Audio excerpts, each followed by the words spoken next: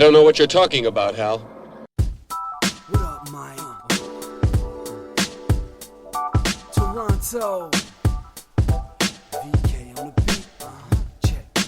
I'm in Toronto where you wanna get a city love. I'm from Toronto where you wanna get a city love. I'm in Toronto like we wanna get a city love. My city love me back for my city love. I'm in Toronto. Welcome to episode 1087 of Toronto Mic'd, proudly brought to you by Great Lakes Brewery, a fiercely independent craft brewery who believes in supporting communities, good times, and brewing amazing beer.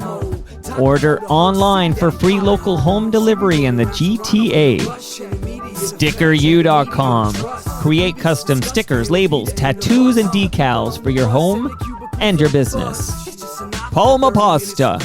Enjoy the taste of fresh, homemade Italian pasta and entrees from Palma Pasta in Mississauga and Oakville. Doer. The world's most comfortable pants and shorts.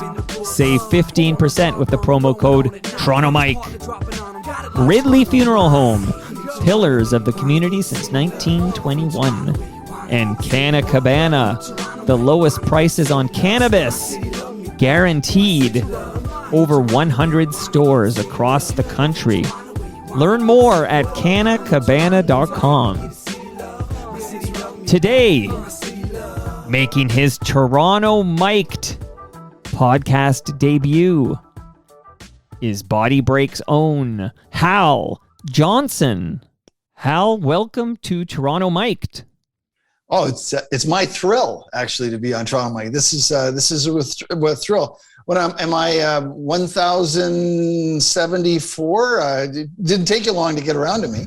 1087. I was so intimidated by you and Joanne that I waited till I met you on the set of Toronto Legends with Andrew Applebaum, and then I mustered up the courage to ask you to come on the show. I see. Well, it's my pleasure. Thank you very much. On that note, so you're ending a streak I have. Several episodes in a row have been duos. Actually, yesterday's was a trio, but one was on Zoom and two in the basement here. But how is it possible, Hal, that my duo streak ends when I'm talking to one half of a Canadian famous duo? Where the heck is Joanne? She's actually running right now. She's actually out for a run, and she's doing her thing. She is. It's funny. Joanne's. Been doing the show now. We've been doing it and doing different things and presentations across the country for 30 years. But she's very private and very quiet, and she doesn't like doing a lot of interview things. She does them and does them very well, but she's not thrilled at necessarily doing it. So she does she does them when she has to, I guess you could say, but she's right. Rather just wants to go out for a run. Like, I can read between the lines, okay? When it's like your morning on CTV or something and you're going to promote some amazing race thing, she'll do it because, she has to do it. But when Toronto Mike calls to zoom into his basement, she's like, I'm going for a run. No, you see, she's not as familiar with Toronto Mic's as I am. So it was if she was more familiar with it, because I listen to a lot of podcasts and she doesn't. Right.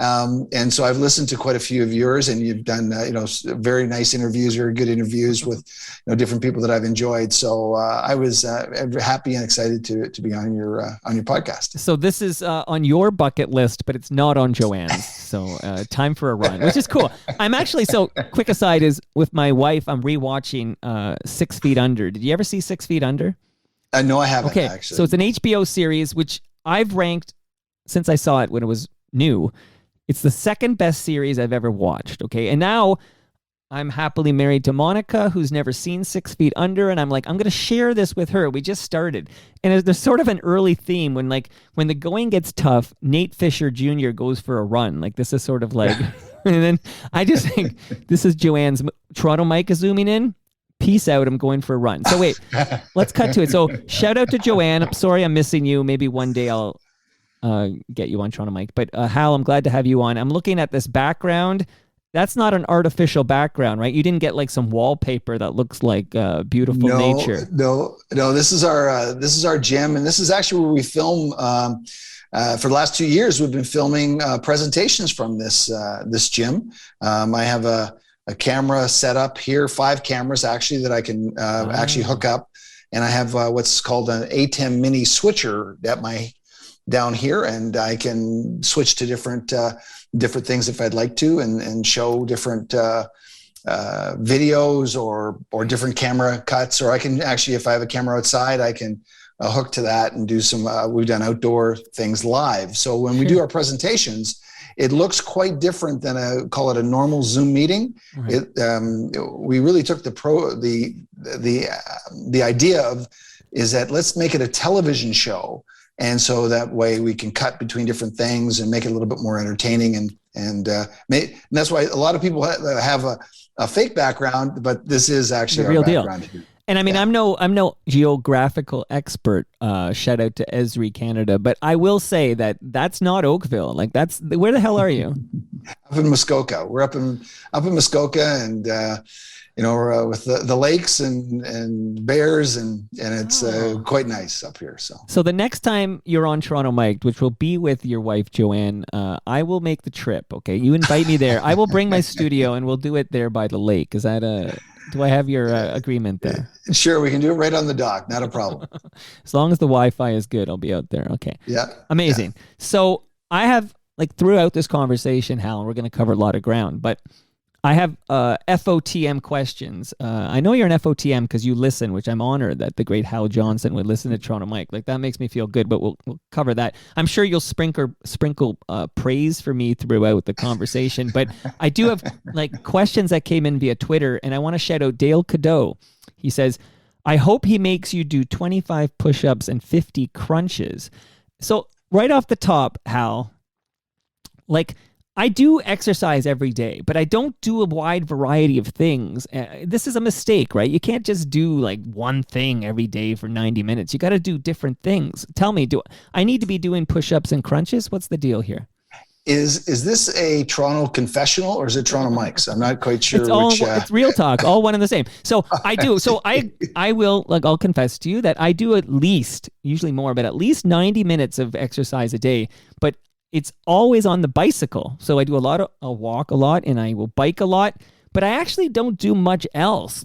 I was thinking when Dale said, I hope, make him do 25 push-ups and 50 crunches. I was like, I don't think I can actually do that. And now I'm wondering how. I've made a huge mistake, right? I got to diversify my regime. Well, it really doesn't matter in a sense. What he's really talking about is doing strengthening as well as doing cardio. You're talking about two different things. You're doing, when you're on the bike, you're doing cardio. Push-ups and crunches are strengthening. So it's kind of two different facets. And he's correct. You should be doing that as well as doing your cardio. So it's really a 3-pronged approach to health and living healthy is proper nutrition, strengthening your muscles, and aerobic activity. And if you do those 3 in combination, it'll be a lot more effective.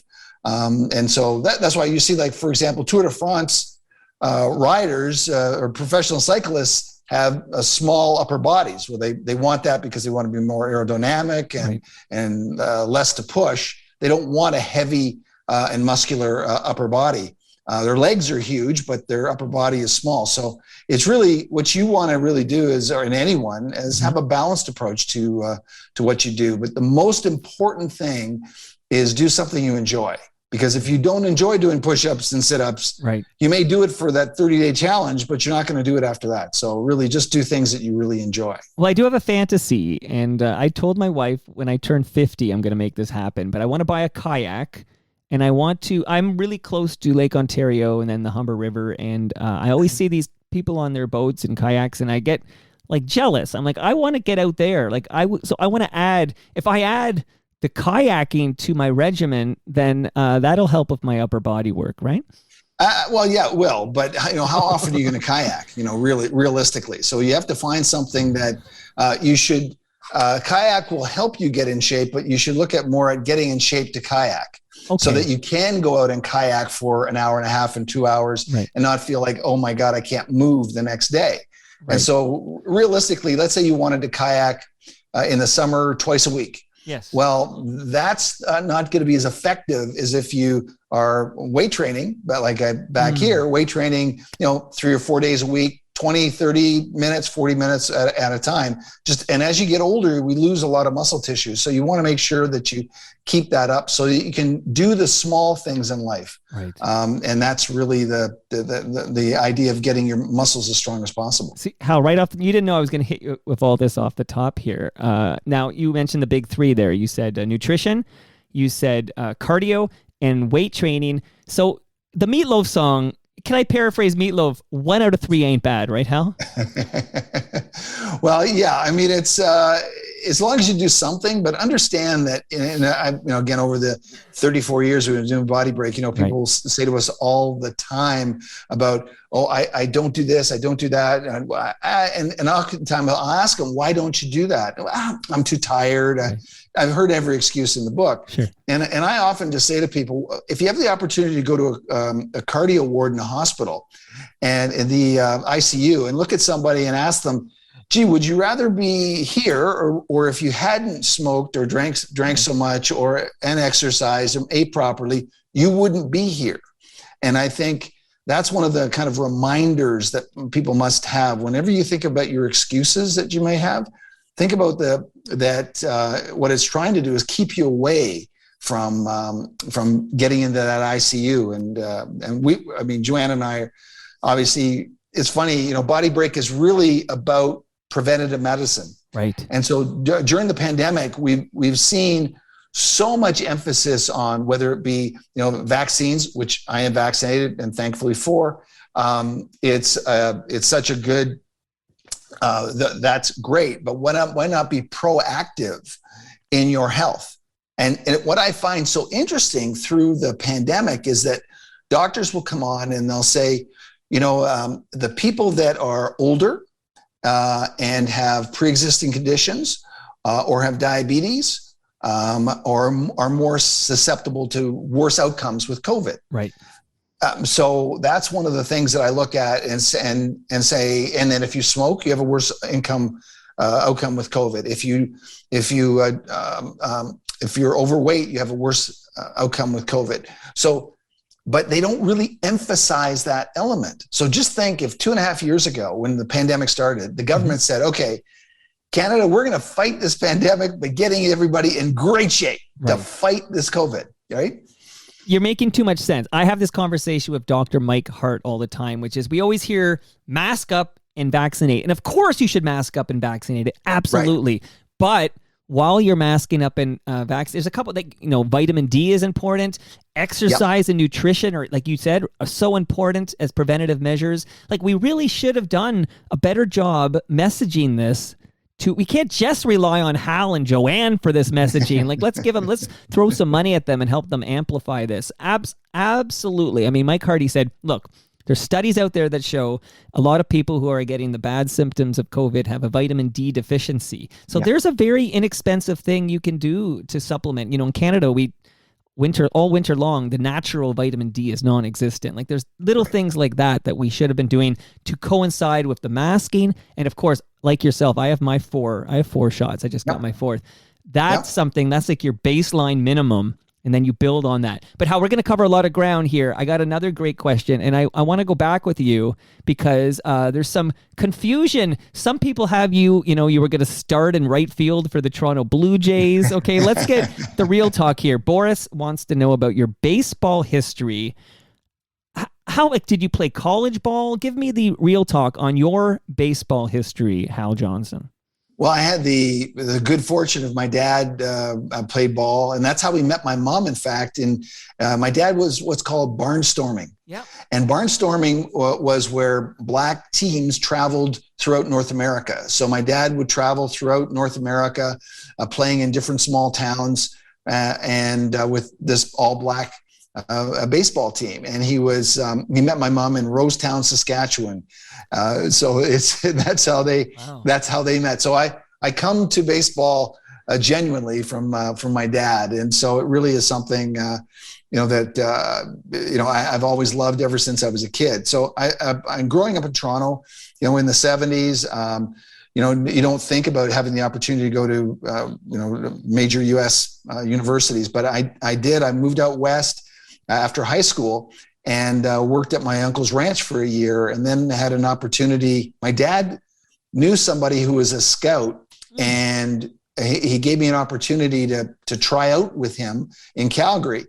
And he said, well, I don't think you're quite ready yet, but I can get you a opportunity to go down to the States at a junior college. So I went down to the States for 2 years in junior college, and then I received a scholarship at the University of Colorado, and I played there and finished and got a degree, a business degree and an economics degree from the University of Colorado, and played ball there. I had the opportunity. I remember calling my dad after my second year in the junior college, and I had my scholarship offer, and I had an offer from Cincinnati to sign with them. And my dad said, he goes, take the university degree, and I'm glad I did. So wait, the Cincinnati Reds? Yep, Cincinnati Reds. I had to sign with like a minor league tryout. Minor league, and I was going to sign and then go to Florida. Yeah, and to their minor league affiliate, and I decided to take the college offer, which led to playing on Team Canada, and I traveled around the world playing with Team Canada, and then which was a great, wonderful experience, and then I was it had run its course, and I realized that I wasn't good enough from a speed perspective to play in the major leagues. I could hit really well, and I could probably hit at AAA level. And I was a good hitter, an okay fielder, but I wasn't fast enough, and I didn't. So my dad assessed. He says, "I don't think you're good enough to make it to the big leagues," and he was absolutely correct. And he said, "Get your degree," and so I did that, and I was very thankful for that. And no regrets, Hal? You don't wonder what if? No, not at all. The only regret I have, to be honest with you, is the regret that when I graduated from the University of Colorado, I actually went into selling computer systems and that sort of thing. I did that, but my regret would be that after being on Team Canada, being a Canadian, I graduated in 81. So the Blue Jays had really only been the Blue Jays for a few years. I should have at that point gone to the Blue Jays and said, I would like to be your GM in about 15 years. Where can I start in the organization right now? I wish I'd done that. Love the real talk. Now, I'm thinking parallel careers almost was Macho Man Randy Savage, okay? Do you do a Macho Man impression? No. Well, I don't either, so I won't even go into one. But I love hearing a good one though. Scott MacArthur does a good one, so shout out to FOTM Scotty Mac. But he had I think it was of St. Louis, but he had a minor league career with the St. Louis Cardinals. He just wasn't good enough. He was like he was a great AAA guy, wasn't good enough for the majors, and at some point he decided to try his hand at wrestling. But he was quite the baseball player. What position did you play, Hal? I was first base, but I also first and third, and that's where they put the slowest people, generally speaking, or a catcher. Right. But I didn't want to be a catcher, right. And I was also a pitcher. So I pitched growing up, through Little League and all of that, and then I on Team Canada I was strictly a first baseman. But at University of Colorado, I was a pitcher and also first baseman. So okay, now the corner positions are where you need your power. Did you hit for power? Right. Yeah, I was generally I was a power hitter. I always batted either third or fourth in the lineup. So sure. As I said, that I made up for my lack of speed with. My dad would say, well, if you hit it over the fence, you really don't have to run that fast, right? So just hit it over the fence. That was generally my game, as it were. Okay, so when your athletic career comes to an end, and it sounds like you did, like you mentioned, you got to represent Canada at the World Baseball Championship, for example, which is awesome. Who was the best player you played with on Team Canada? I really can't think of one that stood out. Like we were an okay team. So I played against some really good players who went to the major leagues. Bobby Meacham, who used to coach the AAA Blue Jay team. He was a shortstop for the Yankees for about 6 years. Okay. And I played against in the University of Colorado. I played against Tony Gwynn and Bobby Meacham. Bobby Meacham, who played for the Yankees, and Tony Gwynn were on the San Diego State team together. So San Diego State was a pretty good team. You want to talk about contact hitters? I don't think there's a better one I've seen in my lifetime than Tony Gwynn. Like, this guy seemed to be like clockwork. He was going to give you, 350 batting average. Like, this was just like his, it's what a hitter he. And can't believe Tony Gwynn. Wait, Tony Gwynn. He's still with us, or he passed away? No, he passed away from cancer. So young. Yeah. That's terrible. But what a hitter. It was chewing tobacco that in his mouth cancer that he used all the time, that chewing tobacco, which fortunately I always felt was disgusting, and I never went near it. So never chewed. It's kind of hard to believe when I look back, because I was a big fan of baseball in the 1980s, but to think Tony Gwynn and Kirby Puckett are no longer with us. Like, these were two of those great batters. But Hal, you're looking great here. You're wrapping up your athletic career. And how do you end up at TSN? Well, it was again back in I was selling computer systems. I then came down in San Diego. In fact, in San Diego, I was selling computers, and I got an opportunity to do I took a friend of mine. She was an actress, and she needed a ride to a commercial. And she goes, there's this casting call for this Tylenol commercial. Can you give me a ride? It was at 4:00. And I said, oh, that's fine. I'll put my calls around and I'll give you a ride over to the commercial. And I showed up, and there was like hundreds of people there. And I was kind of waiting around for it after her spot. And one of the casting people came up and said, what number are you? I said, I don't know. They haven't given me a number yet. And I was like, kind of just joking around. And they said, okay, you go in after this person. So, okay. So I went in, and they said, when did you first start using Tylenol? So I was just kind of BSing, and I said, I first started using Tylenol after a football injury. And lo and behold, long story short, I get the commercial, and they fly me to Florida. I do the spot. I make like $80,000 from residuals. Wow. And I say, wow, this is really an easy gig. And this is back in 1986, I think it was. You could buy a house for $80,000 in 1986. It was amazing. They played this commercial because in the States, a commercial, at least back then, when it airs, you get paid every time it airs. So it's like literally hundreds of dollars every time. And whereas in Canada, commercials they're 13 weeks, and the actor gets a set fee for that 13 weeks, and then it rolls over. But every time they played the commercial, I was getting paid. So anyway, I go up to LA, get an agent, and then I do a whole bunch of commercials. I do a movie with Ernest Borgnine. I was so nervous. I remember doing Ernest Borgnine's there, and I'm going to do the thing, and the director gives me the directions, and I have like zero experience. I really don't have no clue what I'm doing, and the guy tells me, and then there's quiet. So I start doing my line, and the director says, could you wait till I say action? I said, oh, okay, I'll do that. So I didn't know what I was doing. But I then come back to Toronto and get an agent, Larry Goldhart at Characters. And I get all these shows up in Canada. I moved from San Diego to Toronto. And I get all these shows in Canada, and whether it be Night Heat or TNT or with Mr. T. The TNT's with Mr. T, right? Mr. T, yeah. I remember it well. Yeah, all these different Canadian shows that were being produced in the 80s. And ENG? ENG, yeah, did that. Well, the same casting director did Night Heat and ENG and everything. So it was, wow. But yeah, and the only thing I said is I don't ever want to be a pimp or a drug dealer.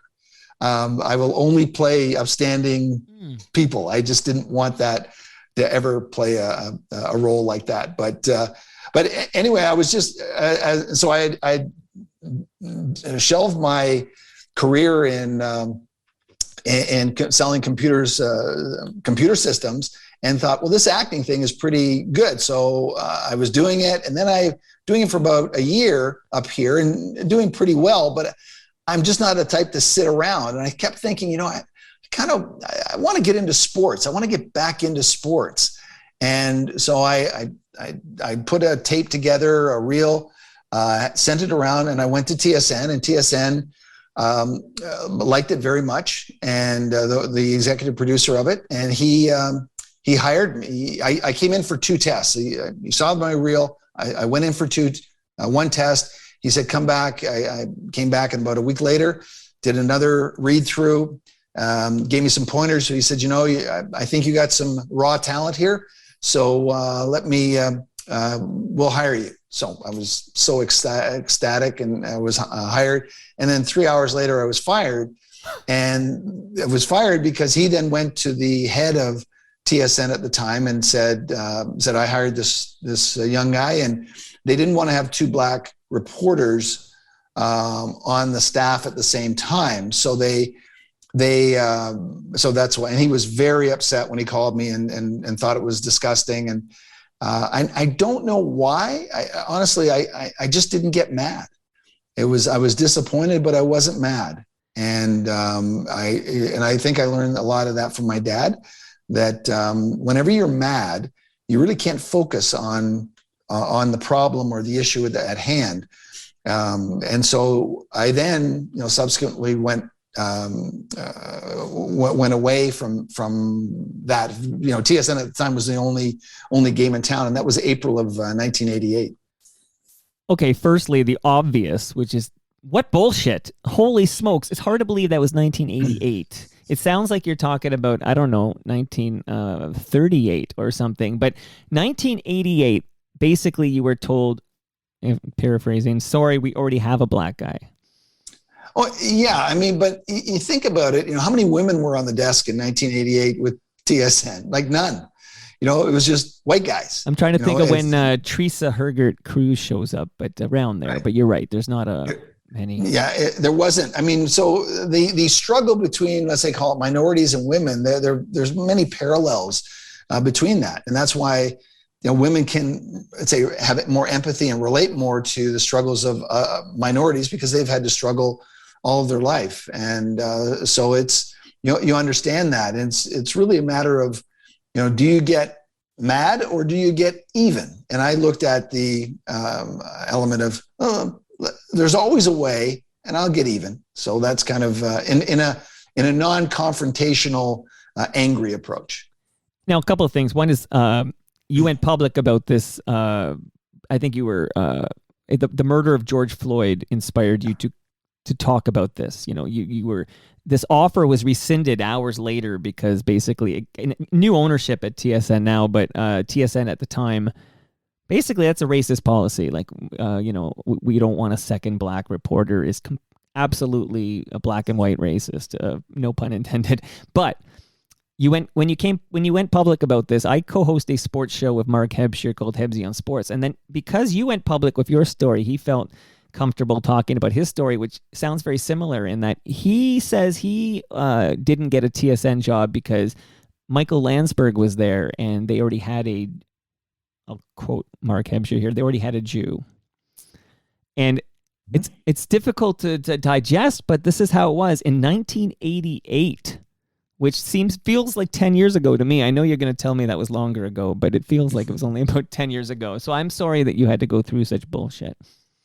Yeah, and I look at it as just, it got me to where I was supposed to be in a way. Like I don't have any kind of ill will. I know when TSN, when I put out the video a couple of years ago, or 2 years ago, they called me, they were so apologetic and so forth, which absolutely meant nothing to me. It's like somebody up in the street, coming down the street who you've never met, apologizes to you for something somebody else did.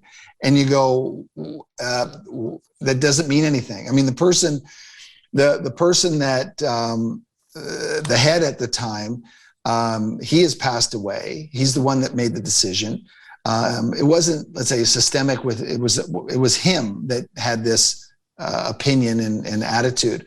And so it was, but interesting enough, his son reached out to me when he saw the video, and what his son was apologetic. And his son said that was his dad. He knew that was his dad, because I didn't say that it was who it was or at TSN that said no. I just said it was TSN, but he said it was my dad who did that, and I apologize for that, because it. And so, but that meant a little more to me than it's certainly an organization. But I mean, it was funny. The cynical part of me says, geez, that's all they're doing is covering their butt. I mean, they just want, it's a PR stunt for TSN to try to get out in front of it, saying, how sorry they are. They issued a statement, but the people that were there and the company, I think it's been sold 4 times before it got over to Bell. So it's not even related, kind of thing. Right. So when you came out with your video, basically that's especially, well, at any time, but especially in that climate, because I remember that time after the murder of George Floyd, that's very bad for the brand, so to speak. And I noticed in the apology, they were very clear that this actually wasn't us, but we're going to apologize on behalf of the logo we bought. So it's the logo that's apologizing to you. But yeah, that's what it felt like. But it was the one thing that they said to me, which I thought was interesting, is they said, well, we would like, the VP called me several times. We talked back and forth, and she said, we're going to change our practices for interns, because interns before at TSN was the friend, father, the director's a friend, kid, the guy who plays golf with, his kid was now got into being an intern. And now you become an intern at TSN. What is the likelihood that you're more apt to get a job at some sports? It's that springboard. So they're looking at, from an internship perspective, of changing. I don't know if it has changed. There was I know it was interesting. They had, when in my speaking back and forth, I said, well, how could I be a force of change within TSN? How could I help in any way to make this better? And she says, well, we're going to definitely do something with you, Hal. Keep it with me, whatever. And so, 6 months went by, and I thought, you know what? Like, I don't really need or want a job. Like, honestly, I don't. But I just did this to test them.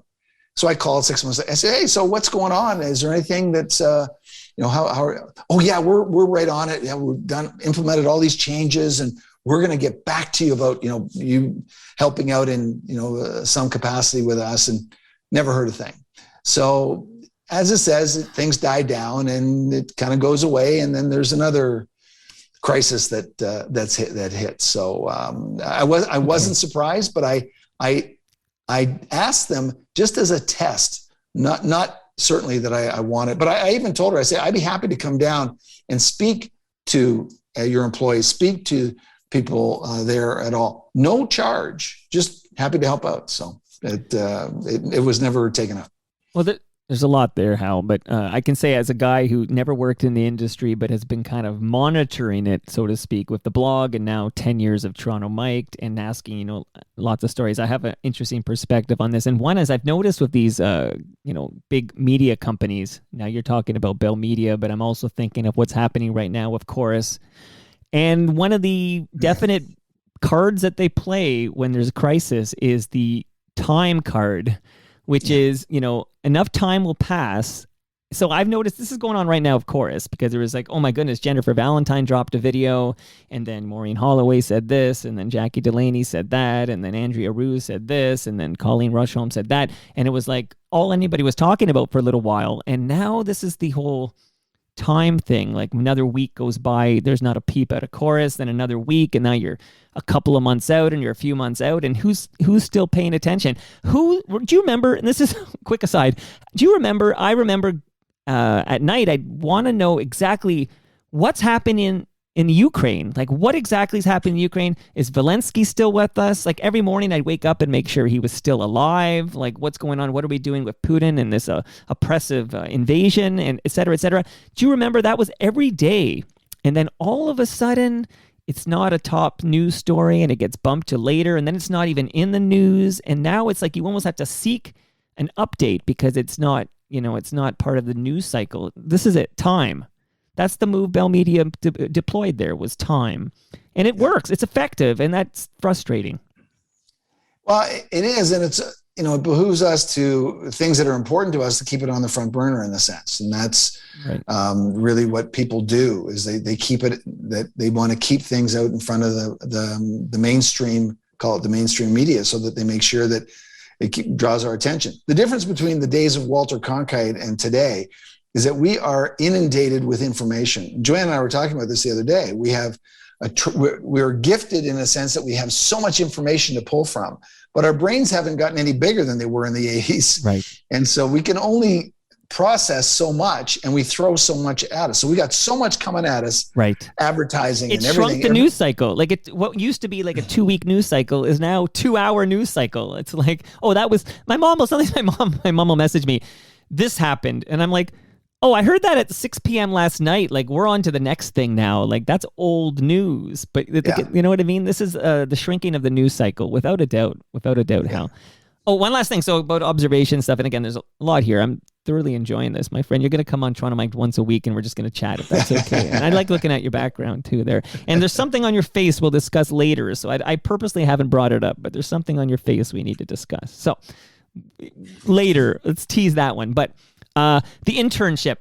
Again, I never worked in the industry. I've never been an intern. I've never applied for a job in mainstream media, but I talked to a lot of people. How did you get the job? Well, without a doubt, the vast majority of people in the mainstream media today took an unpaid internship and were there like all the time working for cheap or nothing. And somebody needed something right away because somebody was on vacation or sick or something. And they said, I'll do it. And they stepped in and did it because they were there. And they were there and they did it. And next thing you know, they've got a mainstream media career. And it all sparks from that. And all I can think of is, so if you can't afford to work for free, which means if mommy and daddy aren't going to finance your life for a period of time, this industry is essentially closed to you. Like, this is anybody who actually needs to make money to feed themselves or to pay rent, which is a great percentage of the populace. They're ineligible for these roles because they won't be there because they're going to be working at the grocery store or landscaping or whatever they're doing to make $1. Yeah, but I think that's a lot of industries. I mean, we've got a daughter right now who's interning for a company. For free? No, actually, she's getting $24 an hour. But you see that? You see that? Yeah, that's different. That's right. Different. But so many companies, smaller companies especially, are asking for or asking for kind of an internship. Now, media, because so many people want to just be in the building with, right. They're willing to pay, and Bell and Rogers and all of them are willing to take it. So you realize, I guess the thing is they realize the value of that. So why give it away free? Meaning that you have to pay people to do this when people will come in for no. But because it excludes people who don't come from a upper middle class or upper class family. Well. But they would tell you, I'm not defending it. They would tell you that's not their problem. All they're looking for is to the stockholders to make as much money as they can. And the bottom line is the less we have to spend on certain things, the more we can spend on other things. And if we got 500 people that want to take 2 positions, they don't want to get paid. That's great. I'm just saying that's the way the calculus works with Mr. Johnson. That's classism, my friend. You got to sign my petition to make unpaid internships illegal in this country. So that would be good, actually. I want to hear about how you met Joanne. Well, it's kind of you would guess this story in a sense. I was at a gym, Gold's Gym in Scarborough. On I think was it Shepherd, Eglinton and area right up in there, and we were she was on the pec deck. I walked over. I said, "Oh, can I work in?" And she looked pretty good, and I thought, well, I'd give her one of my smooth moves. I didn't only had one, but it wasn't that smooth. And she bit, and I said, long story short, that evening we went out for dinner, and that was in May of 1988. We went out for dinner, and it was so funny because neither one of us drank, but she thought that I drank, and I thought she drank. So when the waiter came, the waiter asked, "Would you like some wine?" And I said, "Certainly, yeah, I'll have some wine." And Joanne said, "Oh, I'll have some wine." So we split a half a craft, which is basically a glass and a half, not very much. Right. We didn't neither one of us finished our wine, but we felt compelled because we thought, oh, well, we don't want to look silly because if the other person does drink. So, but that's how with our first date. Our first date was at Pasta in Toronto, downtown Toronto, a pasta restaurant. So listen to me. This is so close to Palma Pasta, but not quite. You're halfway there. Pasta. So I wish you and, if you were here, you would be leaving with some Palma Pasta. So I just want to give some love to Palma Pasta. They make great Italian food. So maybe if there's a big milestone anniversary coming up, we'll feed you some Palma Pasta, you too. But no booze. It sounds like it's a booze-free household. Is that right? Yeah, well, it's not that I have, let's say, necessarily anything against alcohol in terms of prohibition or whatever, but I just don't see the needs. It's empty calories. One of the things, for example, a good friend of mine in Halifax has throat cancer, never smoked in his life, has asthma, in fact, and he has throat cancer. He went through the chemo. It's shrunk significantly. And actually, I'm going out to support him in a ride, a cancer ride. I'm going to be riding, Joanne and I'll be riding in October 1st in Halifax. So anybody out there that wants to support me and Joanne, I'll be actually putting that on our website and our Facebook page to contribute. And what is that website, Hal? It's bodybreak.com. Okay, bodybreak.com. BodyBreak, and our Twitter feed is BodyBreak.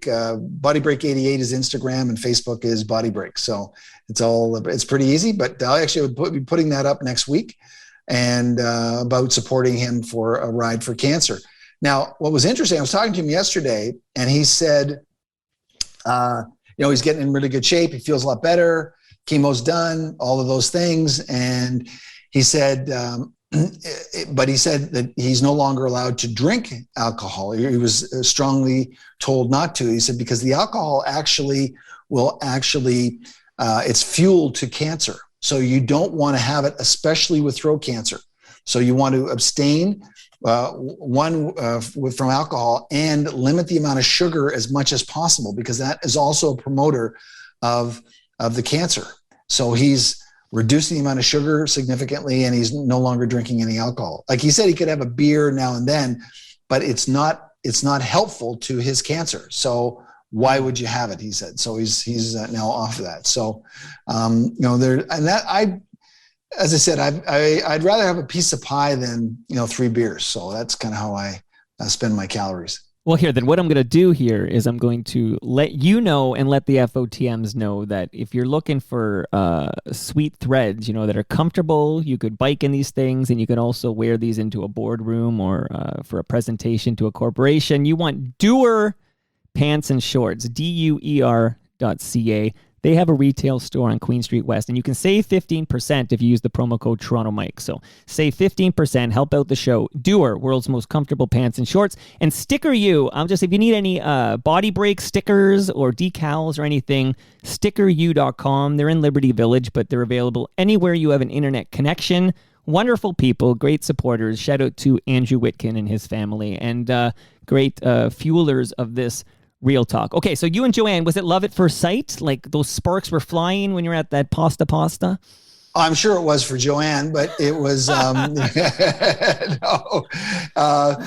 We actually I had just started in May of '88. I had just started a 2-week course at Ryerson, and I was going to be starting on that Monday, and it was about TV and television and whatever. Because I had the experience with TSN in April. I thought, let me take this 2-week course, summer course at Ryerson to learn more about the TV industry. and maybe I could, and also about being on camera and so forth, that sort of thing. So I was telling her about that, and she said, well, she did a local cable show, a couple of appearances about health and about track and field.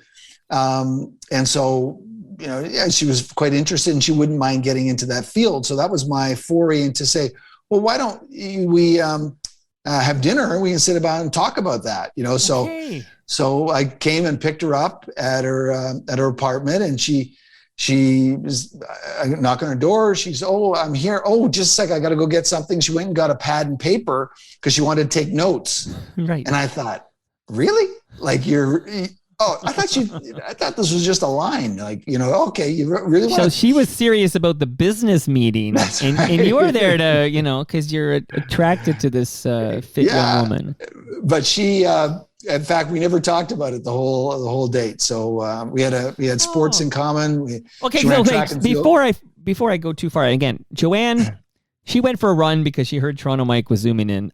Who can blame her? But can you give me an idea? Because we've heard you had a baseball career and you were playing for Canada, Team Canada's baseball before your athletic career. But Joanne herself, what were her disciplines? Give us a sense of what kind of an athlete.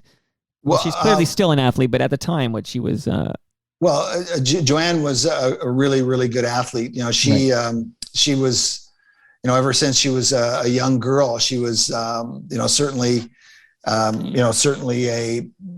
someone that you'd look at and say, well, she really knows what she's doing, kind of thing. Like she was played basketball. She ran track and field. She ran track and field for Canada. Yeah. And then she went to, she went to Canada Life Insurance, and that's when I met her. She was working at Canada Life Insurance. So she ran for Canada for over 10 years as a high hurdler.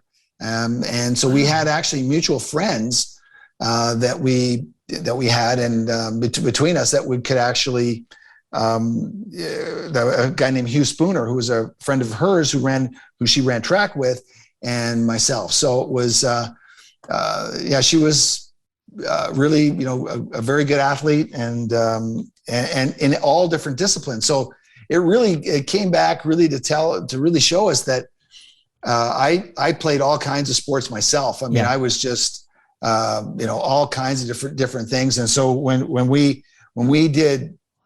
got together, from the baseball to basketball, hockey, all the different things that I'd participated in, and we talked about all of those different things on our first date, and shortly after the idea for a Body Break arose. Okay, great, and we got to talk Body Break, but first I need to tell the listenership, because most people are going to hear this on as a podcast. They won't know that you just showed off your mad production skills in real time, bringing up a slide of Joanne as a young athlete and yourself as a young athlete. Like, I just want to give you some props for those who won't see it, that I just witnessed the greatness of producer Hal Johnson.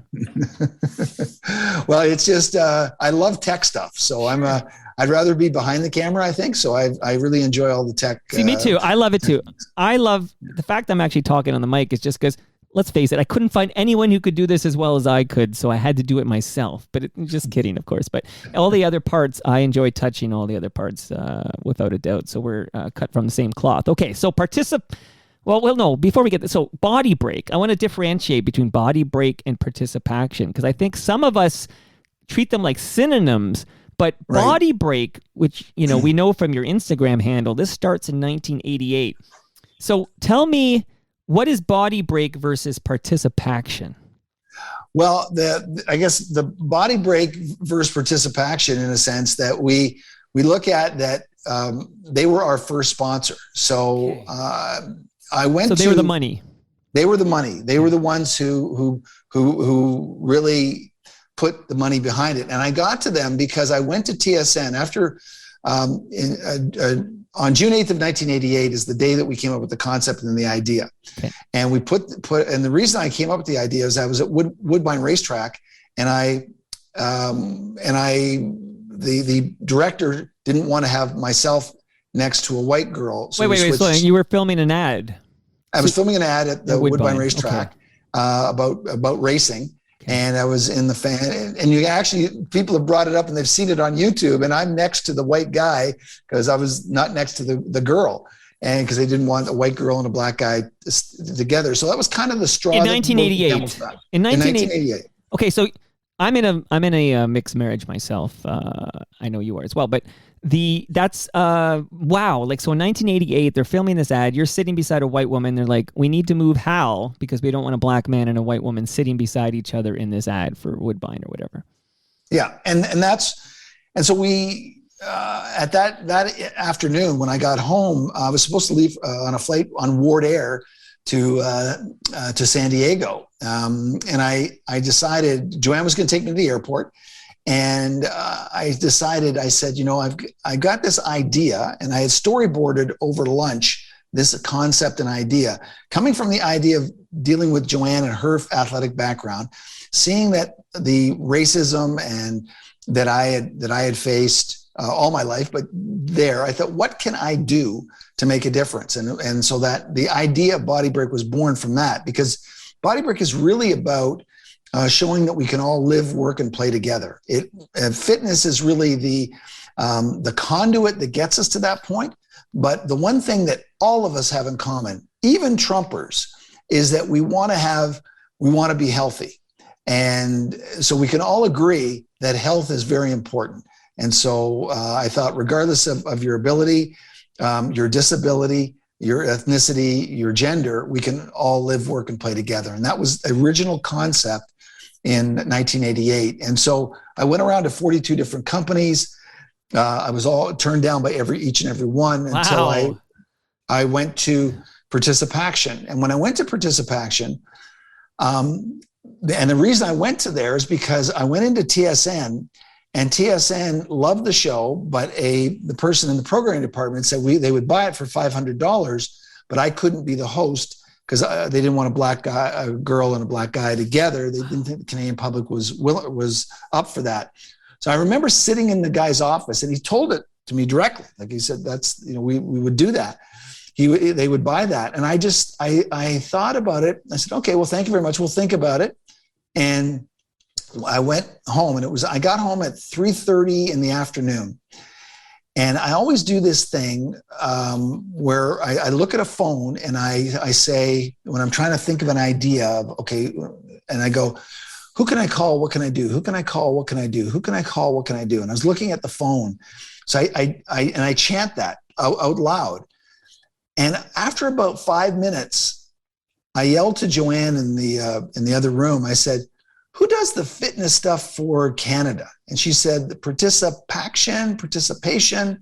And she couldn't remember. She said, that 60-year-old Swede that's healthier than the Canadian ad that was in the 70s? I said, oh, yeah.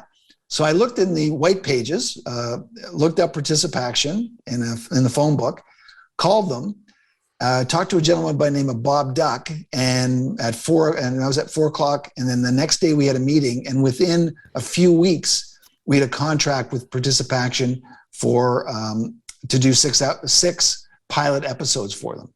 Okay, here's what I'd like to do, Hal. And it's my show, you can't stop me, but we're going to spend 90 minutes and we're going to listen to like an early body break, and then we're going to talk a little more about it. So here we go. How about 90 seconds? What did I say, 90 minutes? Yeah. See, that's how long this episode is. It got in my brain. 90 seconds. You are correct. Here we go. Body Break with Hal Johnson and Joanne McLeod.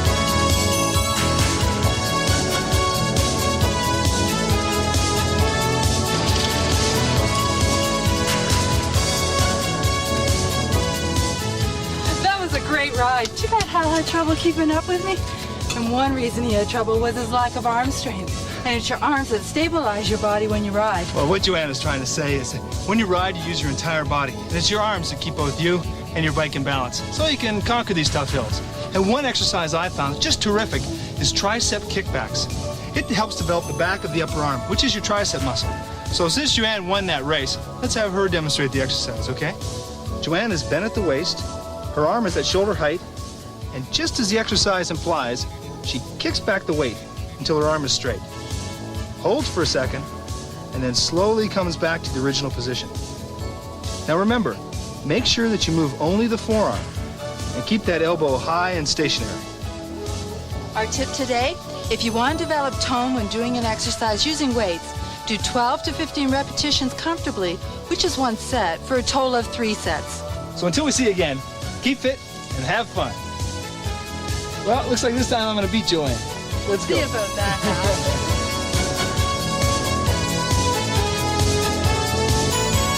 Body Breaks. What a jam, Hal! Holy smokes! I'm gonna call my buddy Stu Stone. We're gonna remix that into a new song. But okay, so that's a very early, like I don't know, what is that, like this one of the very early episodes. That was our very first episode that we did. And what you see, for your listeners who don't see what you're seeing, is that this is our original storyboard that we put together. So I didn't know that you were going to play that. And this is our original storyboard that I have. And it was what I would then take out to all of the, take a VHS around with this original storyboard to explain, here's what the show is about. It's about, you're out, you're trying to bring all of Canada together. Right. We're out having little competitions, some fun. Then we do the exercise, show the result, and then back to biking again. So, or in this case, biking. So that was what you were playing. Yeah. This was the exact episode that we did. It was our very, very first episode. The music changed over the years. Dave Clark was is the gentleman who actually did the music for Body Break, and he was still a good friend today. And he did about 4 renditions of it. We kept getting it going faster with it. So that Body Break theme was about a year and a half to 2 years with that theme. Okay. And then we changed it. Our original theme for Body Break, this original theme, I went to Dave and I said, I want to make it sound like Earth, Wind, and Fire-ish. My favorite song is September by Earth, Wind, and Fire. And I said, when I hear September, I want to get up and dance, but it makes me happy. And that's what I wanted. I wanted it to make people happy. So when it came on, and what's so interesting I find today is that people that are in their late 20s, early 30s, or not early 30s, their 30s, early 40s, they'll come up to us, and the music is so grained in their head. Yeah. They know the music, they know the theme, but they would say when it would come on, they would jump up as a kid and they'd hear Body Break, and then hear the fun element. That's a kid, you know what I mean? And the kids are truthful. And so they would tell me, they'd jump up and make them want to move because it was happy. And I think that's why when people come up to me today and say they're in their early 40s and they always have a smile. They always are saying, that they tell me their memoirs of Body Break, but it reminds them, Body Break reminds them of being a kid. And what it reminds them of is not having a car payment, no mortgage, didn't have to worry about interest rates. Right. They don't have any kids, no responsibility. All they had to worry about is, were they going to eat what mom was serving that night, or what they were going to get that evening for dinner. That's all they had to really concern themselves with. And did they have to do their homework? Look, so that's where I think about the music is was so important to Body Break. There was elements that Body Break would not have worked without certain elements. And we got so fortunate, so lucky, and so grateful that we had, certain people, in our lives that certainly helped us out a great deal. And Dave Clark was one of them in the music. Now, one of the things about the music from a technical perspective is that, and this is again, going back to Dave, he said, when you send it to the stations, run the hit off the top in red, meaning make it really almost distorted loud when you're mixing it. So mix the front part. Well, Body Break, when it comes in, it's yelling at you in a sense, get your attention. So we'd run it into the red and then bring it down slightly. So for the first 2 seconds of Body Break, it was loud, much louder than the show that you were watching.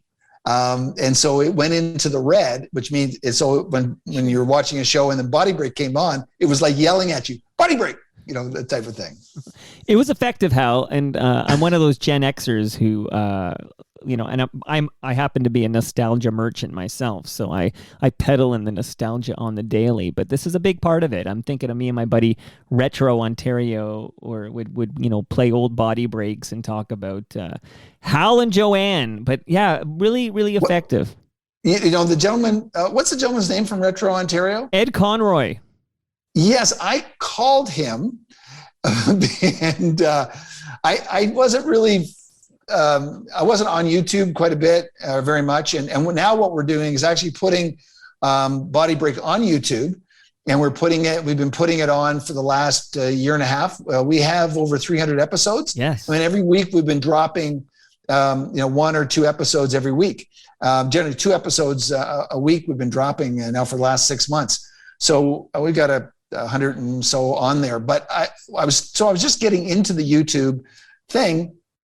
And I noticed the person who handles it for me, they said, there's these people that have thousands and thousands of views using your material, and I go, well, is that really right? Well, no. And she goes, no, you just have to go to this area on YouTube and say copyright. And then, so I did that. And I said, yeah, copyright. And they have to take it down. Well, and I didn't realize if you can say it nicely or you can say it definitively. And I said it definitively, not knowing what the ramifications were. And the ramifications were they could be banned from YouTube if they don't do it within 7 days or something like that. Hal, you should have called me first, because Ed's one of the good guys. In fact, he's in the FOTM Hall of Fame. So I could have brokered this. And of course, he only wants to pay respect to these artifacts. Right. Of our Ontario-centric, Toronto-centric, but nostalgia requirements. But a quick story is that he once put an ad for apple juice, D'Angelo's apple juice, and he got a strike by Frank D'Angelo. And he told me he only is allowed 3 of these things, and they throw him off YouTube. So this is very serious, Hal. Very serious. I didn't know that. I just saw all of these people, like literally there was hundreds and hundreds of people, and you just have to put a check mark next to the one. So I was just going, like, you're not allowed to use, like, all these people all these people using our content that didn't ask to use the content. Right. And so I just, some of them had 100,000 views on our, and I go, okay, well, why is that? That shouldn't be right. I totally get what you're saying. Absolutely. Next time, Hal, there's a problem with an FOTM Hall of Fame member, you call me. Everybody will be happy at the end of the day. That's because so just to understand the difference. So ParticipACTION is a government agency that's financing the airing of your Body Break, but you and Joanne own Body Break. You own that. That's why we only worked with them for 2 years. They didn't renew our contract. We did 65 episodes with ParticipACTION, but only the only one was, the episodes were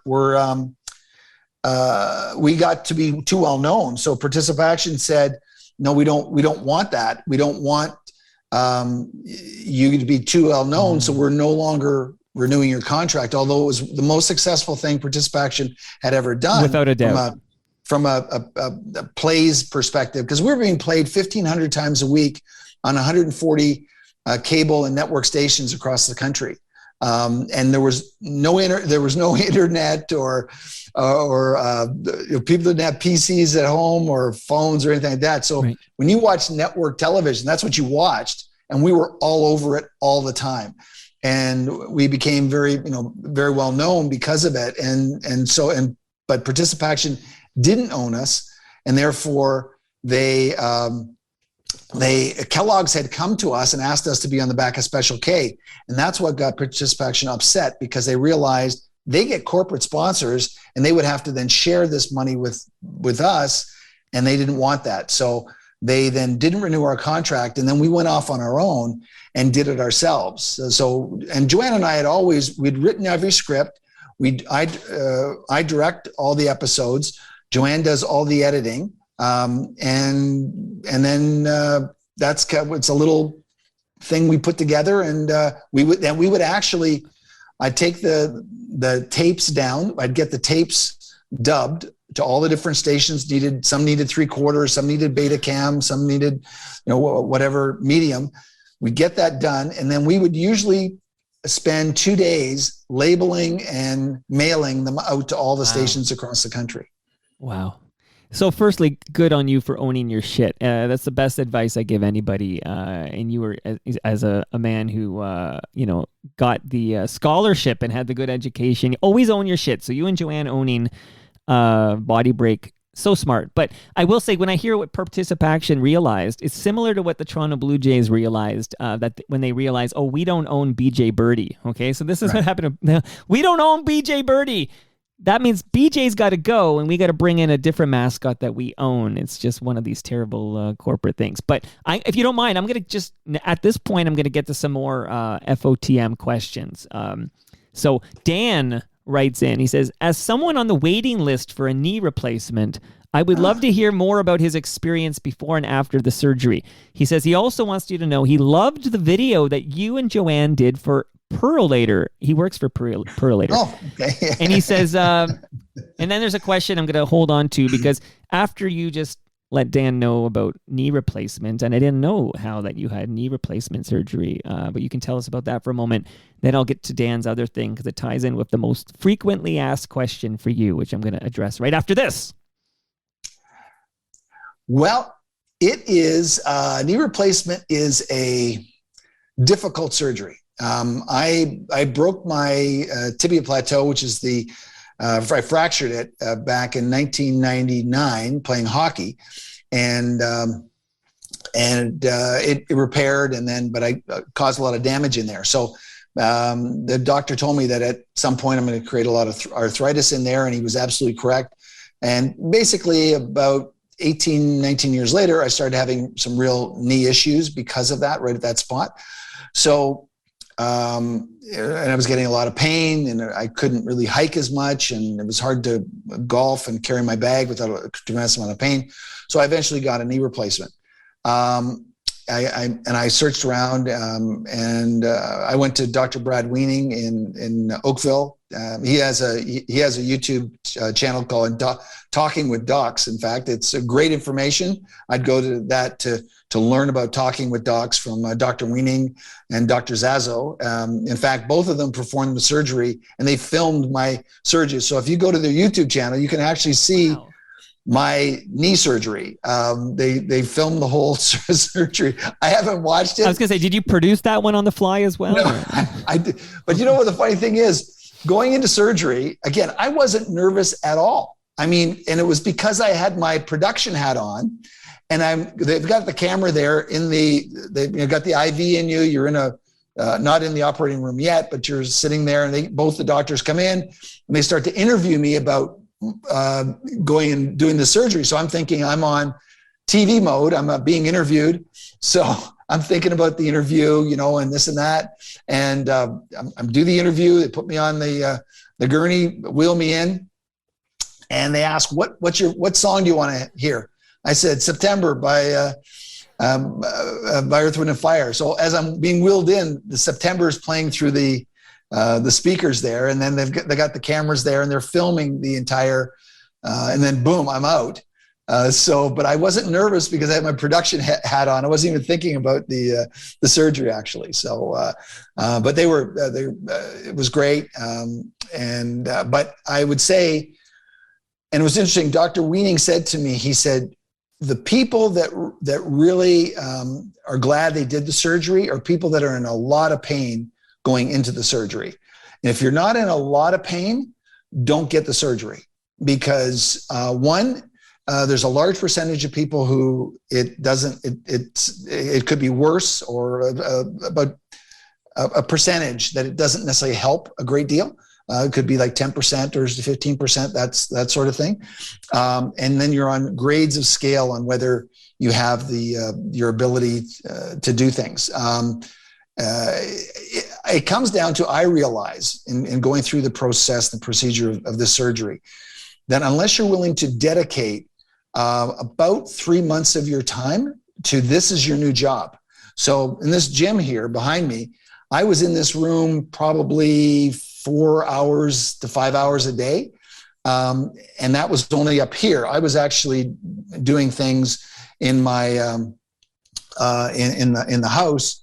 I was going from using a TENS machine, ice, with TENS machine was muscle stimulation, doing stretches for which you have to do to reduce the scar tissue, treadmill, bike, all the different exercises that I would do in the gym here. So it was a constant working out.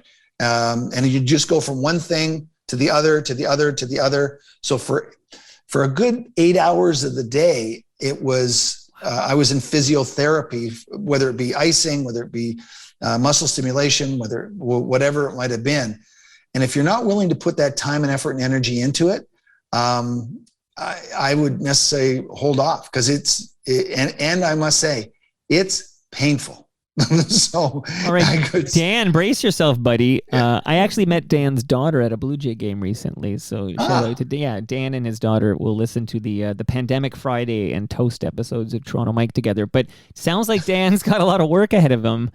I think he was hoping you'd say, "Oh, it was nothing. Like, I did it and I recovered right away." But you delivered the real talk here, so Dan knows what's in store there. But John Riches, and I think you addressed this, because it sounds like if we follow Body Break on YouTube, we can see all, because this is where I went to get, because I did load up a couple of episodes, and that one we just heard. But John Riches wants to know, he says, Body Break would be perfect for TikTok. He wants to know, is there any, since you own the content and you still have it, which is half the battle right there, any plans to drop those new episodes on TikTok? By the way, I'm not on TikTok, so I'm now talking out my butt here. And I'm not on TikTok either, and that's a great idea. Thank you very much, and I will look into it. But what I will do, there's a program that I recently heard about that can take my SD, which that's standard definition, is what we originally shot all the Body Breaks on, up until 2004, which is the majority of our Body Break episodes, that was on standard definition. There's a program now that we're going to be doing and converting all of the original Body Breaks to 4K, and then reissuing them back on YouTube as new content, because there'll be 4K content. So taking that episode that you just played and going from standard definition to 4K, and we can do that. They use AI to make this happen, and it'll be 4K content. YouTube will look at it at 4K. So I will wait to put that up on to TikTok when it's 4K. So it'll be new, because it'll be much clearer now. It'd be nice that, when Joanne and I were in our 30s, it's okay to have in 4K, but when you're not in your 30s, you see a few more lines than you did when you're in 4K than you did back then. But you know what? I had recently, I noticed some people I know when they go on their social media, the lines are gone. Like, it looks like they're sort of like they're aliens from another planet. Like, and I always think and Madonna, bless Madonna's heart. What a great singer-song. Does she write her own music? Sometimes, yeah. Anyways, what a great pop star. Anyways, Madonna, lots of hits. But she's really, I always look at her Instagram posts and I wonder, like it's okay to be in your 60s, okay? Like, there's no shame in being in your 60s. She looks great for a woman in her 60s, but when you see her on Instagram, she looks like she's 19. Okay, so I mean, I'm just saying, let's look at me here, Hal. Did I dye my hair? You see, all this is all unfiltered. But okay, I'm off the track here. There's something we have to address right now. Something's crawling on your lip. We have to talk about it right now. So Dan added into his question there about the knee replacement. He wants to know, are you allowed to have your mustache back? And then Brady Figley wants to know, any plans for bringing back the mustache? Countless people asking. One person wants to know, why did you shave your mustache? So let's talk about the mustache for a minute. This is very important to Canadians who are tuning in from sea to sea here. And there's also a video, a song. We got approached by a singer. You can look it up on Google about me chasing my mustache. And it's a song that was written, and they it wasn't about the mustache, but it was the whole music video that was made was me chasing my mustache, and it was being absconded. It was very strange. It was just fun. We shot it in Hamilton. But okay, so wait, so let me just tell the people what I see right now. So, and again, we will take a screenshot at the end of this that'll attach to the post, but people, and I am recording this for Facebook, but most people will not see you. They'll hear you right now. But I see this beautiful, thick mustache on your face right now. I was fully expecting not to see anything on your lip. Can you pull on it? I want to know if it's fake. Just pull on it. Is that fake? I don't think so. Wow. Okay, so what happened when because wasn't I on a Zoom with you and Andrew recently? There was no where did this mustache come from? It came from a growth. That's what happens when you grow it. I'm just jealous because mine looks so weak compared to yours. Well, I can do this in about 2 weeks. Okay. So it's blown away.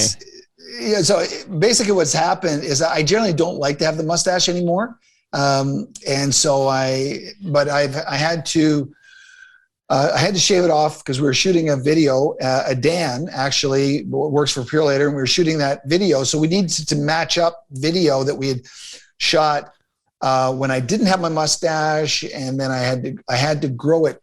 And then I had my mustache on because I had to grow it for a commercial that I shot. Then I had to shave it off to match video. So I shaved it off, but I'm growing it back now. The reason it's back now is because I'm shooting a commercial for Action Water, who we're the spokespeople for Action Water, and it's a 9.5 pH water and alkaline water, and so we're the spokespeople for them for this year. And so they wanted the mustache, and I have to shoot a commercial August 4th for them. So the mustache is back. Well, you know why they want the mustache? Do you remember when Jennifer Grey, from Dirty Dancing, got a nose job, and then nobody recognized her anymore? Right. Well, and also we're shooting a commercial at the end of August with Connor McDavid and Bo Horvath. Wow. So we're shooting with that. We did a commercial with Connor last year, and they painted on. I show up to the set and they go, "Oh, we wanted the mustache. We thought you had the mustache." And I go, "No." So they put on a fake one, and I hated it. Right. So I said, next year I'll just grow a real one. So. I'll grow it, and then after we shoot the video, I will probably shave it off. So okay, well, I thought maybe you were going to tell me you grew it for me, because this has been in your calendar for several weeks now, and I was really hoping it was like, oh, Hal grew that back for me because he knows I'm going to ask where's the mustache. Well, see, if you had more followers on Facebook, then it would be worth it, right? That would be the thing. Listen, people can hear your mustache. That's how beautiful it is, okay? People will hear it. Okay, so the mustache is back. We got it only takes you a couple weeks to grow that thing. I don't know why it left, but it sounds like, is it just uncomfortable? Is it just, it was itchy? Well, it's just, I'm low maintenance, right? So it's just, it's I just don't like, it's just, I don't like to take care of things. No, I hear you. I can totally relate to that. Okay. So the next series of questions. Let me tell you, I grew the mustache originally. I grew it originally when we were on Team Canada. And so we're in Japan. And so we all wanted to look tougher because we were playing the Americans. So one of the guys had the idea, everyone grow Fu Manchus, because that's what we were in Japan. So that was the idea. Let's grow Fu Manchus. So we all grew these big Fu Manchus, like a Goose Gossage, who was a pitcher for the Yankees in Oakland. He grew this big burly mustache. So all of us had this big burly mustaches on, and I grew it. And then I got back to University of Colorado. My girlfriend said, "Oh, I love that mustache. Oh, the mustache is great." And so I kept it. And then I just kept it on through that because, the girls I went out with said they liked it. So I go, the girl said, "Oh, get that thing off." I'd have probably shaved it off. Oh, that makes sense to me. So Rod Black was here a couple of weeks ago, and I had all these questions for his missing mustache, and I was just going to cross out the name Rod Black and put in Hal Johnson and just pepper you with them. But here you are with a great mustache, and now I have no questions. Yeah. But I must say, when you're 20, when I was like 24, 23, 24 playing, I looked like I was 19, 18. I always looked kind of younger. Right. So when you're when you're that age and you grow a mustache, it makes you look older and tougher. When you're 66, older and tougher is not what you're striving for. Like that's not the goal that you want to look at right now. Don't tell Jim Van Horn, because he's held on to his. I noticed Gino Reda got rid of it. A lot of people got rid of it, but Jim Van Horn's still rocking his, which is cool to see. Hey, so are you coloring that mustache? Be honest, because it looks pretty dark. You must be coloring that. Be honest with me, Hal. We're friends now. I'm not Giuliani, but it doesn't naturally come out as quite as thick as this, or quite. It's normally red, you see, so I just put it a little bit darker that way. All right. Now I'm going to get messages. I spent too long on them. I had Kyle Bukakis over here, and they said I spent too long on his hair. I'm like, are you new to Toronto Mike? Okay. So Mark D, I love Mark D's question, but actually I got to preface this Mark D question by playing a clip. Now it is a couple of minutes long, but you have a couple of minutes for me. So let's listen to this and then we're going to talk about it. Hi, I'm Joanne McLeod. And I'm Hal Johnson. We are huge fans of The Amazing Race. You might know us from BodyBreak. We've been encouraging Canadians to live a healthy, active lifestyle for 25 years. It's really just an extension of our real lives.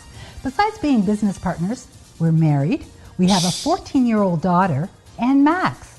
He's a Nova Scotia Ductola Retriever. And I'm 56. And I'm 54.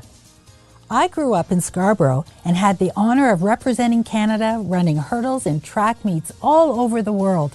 I grew up in North York, and my passion for baseball started at a very early age. I then went on to the University of Colorado on a baseball scholarship, and then played on Team Canada.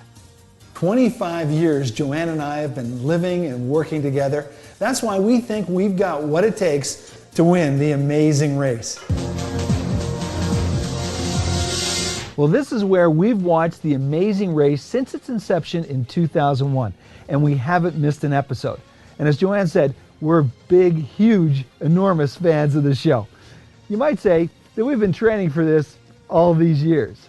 We've cycled in Lunenburg, whitewater rafted on the Bow River, skied in Mont Tremblant, kayaked in Algonquin Park, golfed in Alberta, snowboarded in Whistler, heli-hiked in the Bugaboos, skated on the Rideau Canal. So many activities, roadblocks, and challenges all across Canada. Whether email, social media, or people that we meet on the street every day, people tell us that they've grown up with us. They've grown up with BodyBreak. Now that can be a big advantage on the Amazing Race, but it also could put targets on our backs. It could be a liability, but I think we could use it to our advantage. I think we can. There's going to be a lot of great competitors out there, and that's what we're really looking forward to. We're also really proud to be Canadian, and to get the opportunity to be on the first Amazing Race Canada would be great. Oh, it really would be, and celebrating 25 years being together. Well, until next time, keep fit and have fun.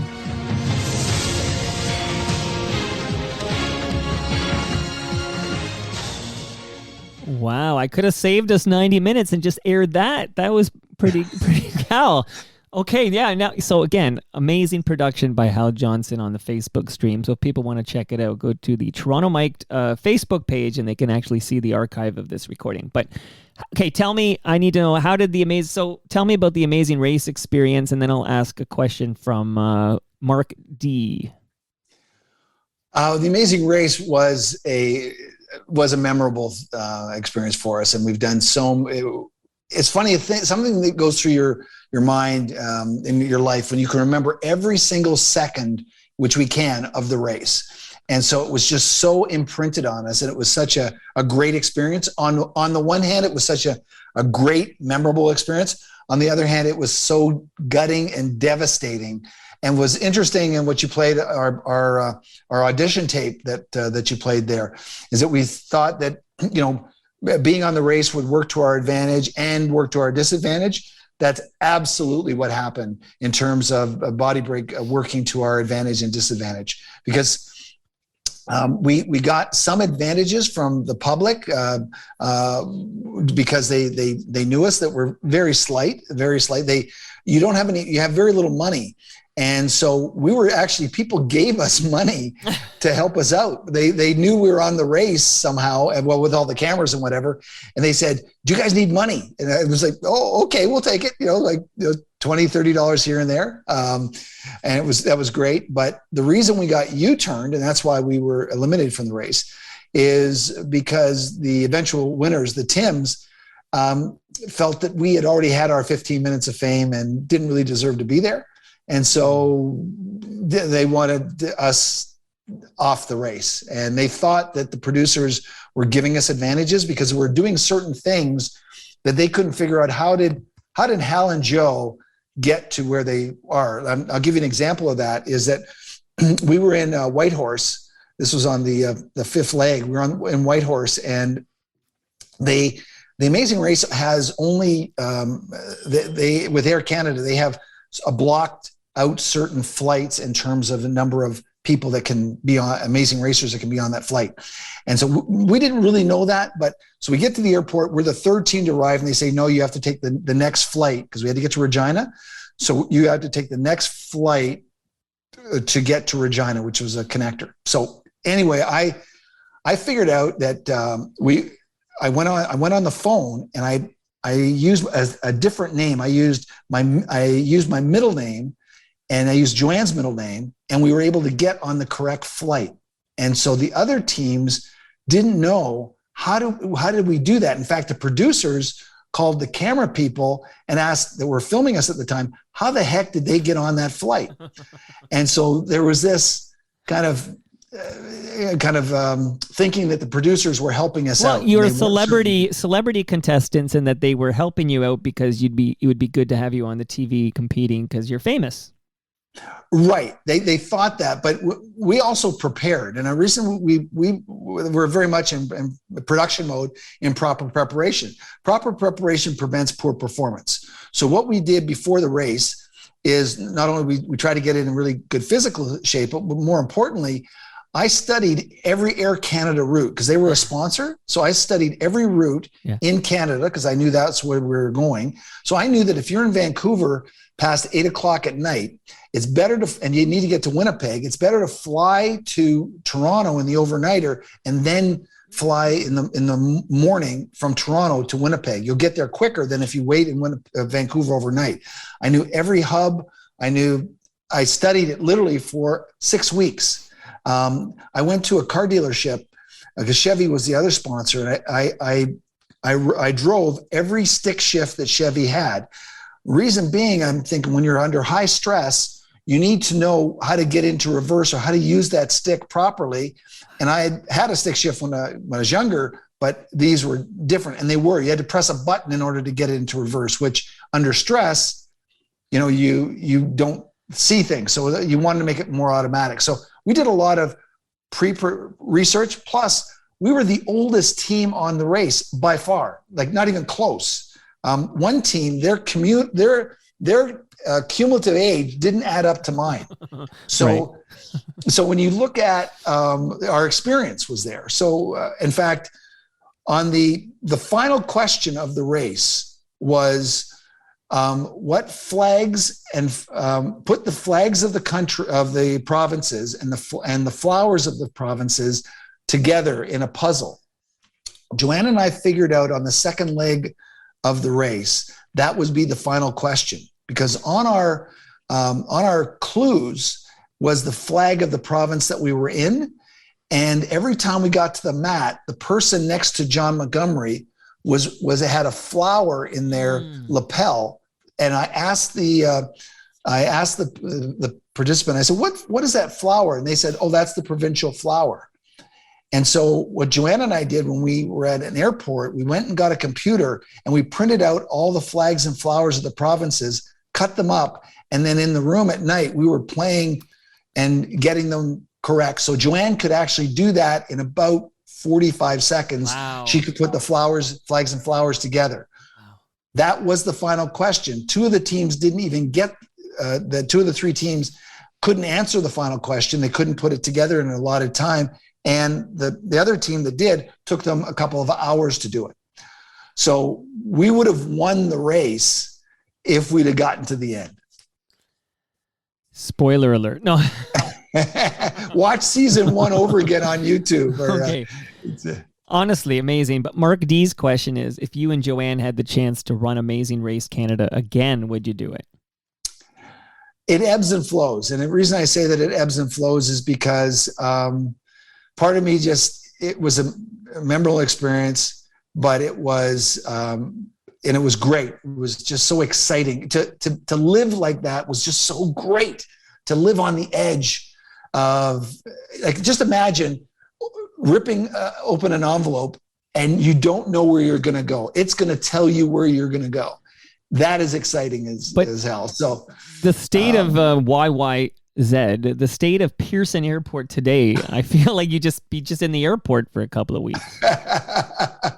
Well, I think, they filmed this before Pearson and everything else went crazy. So they were filming in April. Right. So things hadn't gotten, people weren't really traveling that much at that point. So, but no, it was, I to answer your question, it really depends. Sometimes I think I'd love to do it, and other times I think our time has passed. But the competitor in me says, I think I could do it, and we're, again, huge fans. We watch it, and a kind of a funny note is that because we're doing speaking engagements all across the country, and we've done it for years, we've run into teams. We ran into the eventual winners of season 4, I think it was. I think it was season 4 or 5. I think it was 4. We ran into the teams. I ran into the team at Pearson. I was meeting Joanne out in Vancouver. She was already out there, and I see a camera, and I go, oh, and I see it's 2 teams. I said, hey, you guys doing the Amazing Race, and they can't say anything. I said, and I knew the cameraman. I said, yeah, I know you guys are on the race, and I know you need money. I only got $20 on me. Here you go. Here's $20. They go, thank you. And then we took pictures with each other, and then I left. And so I gave them the $20, and they were the eventual winners of the race. And I'll give a big shout out. They still owe me the $20. So it was. That's great. That's great. Okay, so one more serious question from me, and then it's a free-for-all before I play us out here. But you've been fantastic, Hal. Like, honestly, you build up these things in your mind, like, okay, Hal Johnson from Body Break. I'm like, I know I don't get Joanne, so you're like, oh, you're a little bummed out, but you're like, I get Hal and all his essence. You don't get Joanne, but, that's Joanne's always, she's always a good sport. And so, Joe, she just got back from a run. If you just want to come here and just say hi to Toronto Mike here. Here's my microphone here. Or Joanne. Oh, she's got you a coffee. No, those are sweet tea. They're sweet tea. Okay, sweet tea. She used my mic, so she just got it from the run. Yeah. Mike he's been so insulted that you haven't that you haven't didn't want to show up today, and so. That's it's not personal. It's not personal. Okay, Joanne. I've been needing to get my workout in. So yeah. No, Joanne, look, this keeps my streak intact. Remember, Hal, I told you I had a duo streak. Now I can say I had you both on the show. So, Joanne, I know it's fine. When people find out Toronto Mike is zooming in, usually that's when they have to go for their run. Like, I'm used to that. So that's. But what an honor it is to meet you. Honestly, you guys inspired me so much when I was a younger man watching the Body Breaks on television, and you're still at it, and I'm just so happy to see you here on the Zoom. So, Hal, thanks for making her do this. Okay. It wasn't painful. Wow. Hal and Joanne on Toronto Mike here. Now I know how to promote the episode, Hal. It'll be Hal and Joanne. The devil's in the details. So, get Hal back for the final question, and then while Hal's setting himself back up, I'll just thank Great Lakes Brewery for their sponsorship, delicious fresh craft beer. And if you want cannabis or cannabis accessories, Canna Cabana will not be undersold. 100 locations across the country. Go to cannacabana.com. And last but not least, shout out to Ridley Funeral Home, pillars of this community since 1921. It's funny, off the top I mentioned 6 feet under. Well, 6 kids under. That's Ridley Funeral Home and Brad Jones there. Okay, thanks for Hal. Thanks for making Joanne do that. That was just a thrill for me. And the last serious question before we wrap up here is from Brady. Brady wants to know, in all seriousness, how do you feel, Hal Johnson, the sports broadcasting industry has changed for BIPOC, that's Black, Indigenous, and people of color, over the past 2 years? I think, like we talked earlier, when the volume goes down in terms of of what's there, companies will just fade and do what they get back into their normal habits. There has to be incentives. There has to be companies to want to seek out, and it starts. It's not going to be overnight, number one, but it starts at Ryerson. It starts way back at schools type of thing, and give an opportunity. I hope, that you've got people that are behind the scenes more, that of color, not just what you see out front, but what you see behind the scenes. And that's often, like when I'm on production shoots, I very rarely see people of color, whether it be Asian. I was on the shoot that we shot a few weeks ago. I mean, there was probably 20 people on the shoot. There was one Asian person on the shoot. I did a thing for Netflix here in Toronto, and there was 42 people on the set because I counted them, and there wasn't one person of color. Wow. So it's behind the sines. It's just not there. There should be more incentives to put people in whether it be women, whether it be people of color in those positions. So that's I'm encouraged. At least there's a conversation about things. And one of the reasons that I didn't really come out about it before is I thought, well, what? I didn't want to sound like I was complaining about something. I didn't want to complain, because that's not I don't like to do that. And it was really more that I just wanted to let inform people that this is out there, and inform Canadians that, the U.S., and I must say that the U.S. is nuts. Like they're crazy. In fact, I don't want to ever go to the U.S. again. It is just madness down there, their politics. But it's creeping into Canada.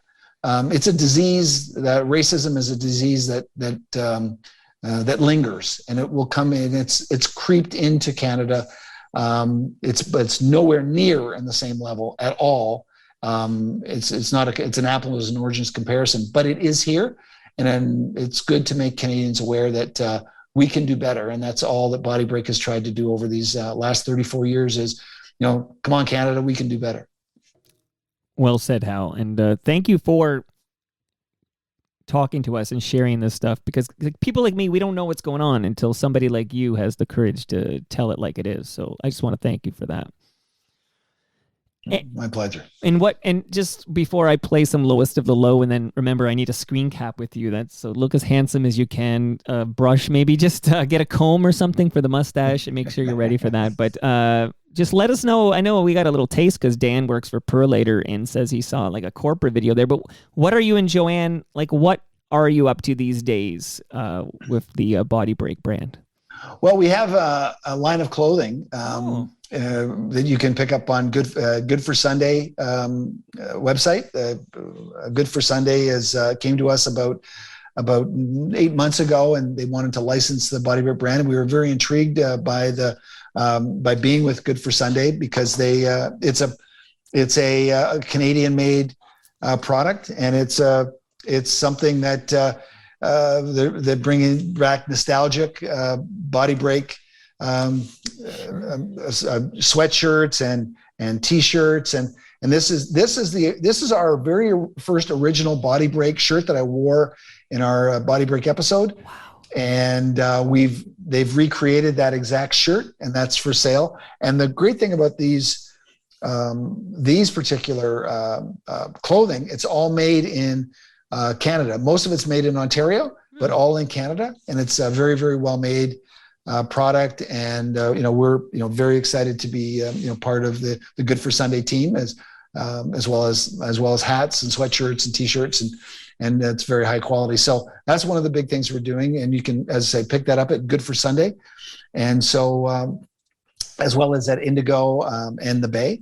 And that's one of the things that we're doing, as well as different things for Pure Later. We're doing some in-house things for Pure Later, and we're talking about perhaps doing something a little bit more not in-house for Pure Later as well. So we're negotiating with them at this time of doing some things with them, as well as a couple of other companies. And we're doing loads of speaking engagements, both virtually here, as well as we're starting to do them live in person. They're slating those up. So we'll see how COVID goes. So we'll, if we have to stay in our room here or be able to hop on a plane and go someplace. Well, here's what I've witnessed, Hal, okay, in addition to the mustache. I've witnessed Joanne McLeod just showed up with a tea for you, okay? Nope. Not for you? They're both for her?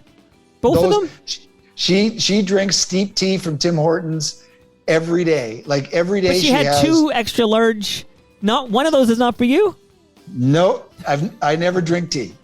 Okay, so Joanne, okay, I was going to say, because Joanne shows up, I thought she had a tea for you, but I look out your window and I see there's a Muskoka Lake over your shoulder. I would say life is pretty damn sweet for Hal Johnson. It's pretty good. And that brings us to the end of our 1087th show. You can follow me on Twitter. I'm at Toronto Mike. Hal is at BodyBreak. Go to Twitter. Follow him on BodyBreak. That's his handle on Twitter. Our friends at Great Lakes Brewery are at Great Lakes Beer. Palma Pasta is at Palma Pasta. Sticker U is at Sticker U. Doer are at Doer Performance. Ridley Funeral Home are at Ridley FH. And Canna Cabana are at Canna Cabana _.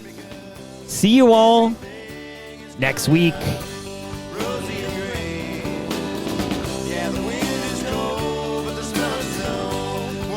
Until next time, keep fit and have fun.